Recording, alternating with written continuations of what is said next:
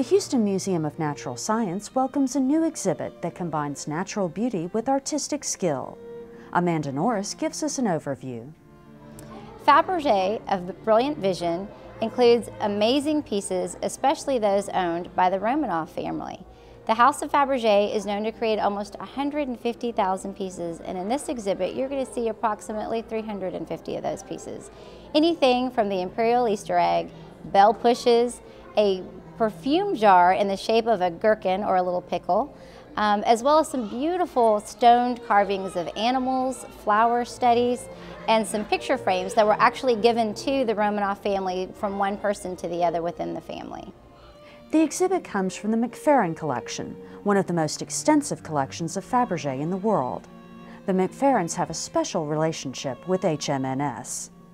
The way the museum was able to collaborate with the owners of the Mcferrin Collection was they actually called us up. In 2009, we received a phone call from their owners of the Mcferrin Collection who asked if we would be interested in displaying a few pieces they had purchased.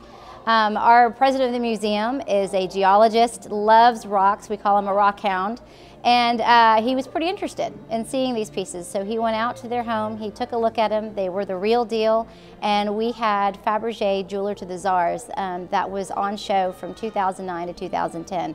At the time, we had about 100 pieces on display. Since then, the Mcferrins have gone on to collect a few more pieces, and now we're showing about 350 pieces of Faberge. And just to give you an idea, when people ask, well, how many is 350 pieces as far as those that are collecting? The Queen of England has approximately 800 pieces of Faberge in her collection. So that just kind of gives you an idea that this is a pretty significant amount of Faberge privately owned. The selection is more than just beautiful.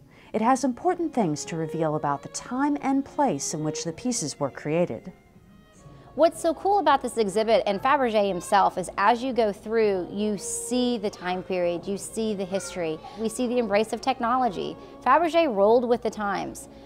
We see the bell pushes, which tell us that, okay, we know this electricity thing has happened. What are we going to do about it? How are we going to showcase it? And he's created these really brilliant, gorgeous, vibrant, in some cases, bell pieces that are going to be set around in the houses in the Romanovs and the wealthy during Russia's time period. But to kind of give you an idea, with some of the imperial eggs that were ordered, they were costing the Romanov family somewhere around 4,000 rubles. During this time period, an average worker was making 400 rubles a year.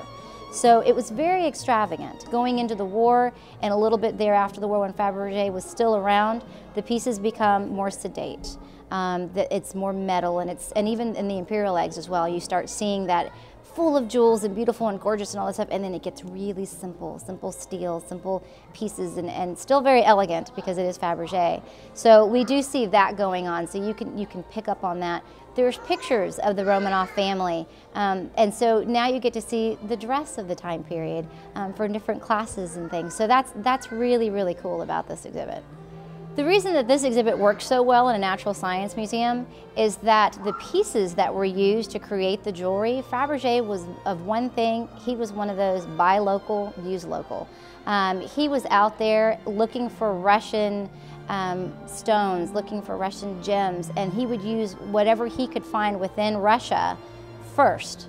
Now, if he needed to branch out, he was not shy about going to China for some seed pearl or things like that, but he really wanted to do that. Other pieces that you're going to see that are kind of natural science related, his stone carvings. One of his more favorite things, I think, based on the research that I've done on him, that he really enjoyed doing were those stone carvings of the animals. For example, we have a sea lion on display that's made of obsidian.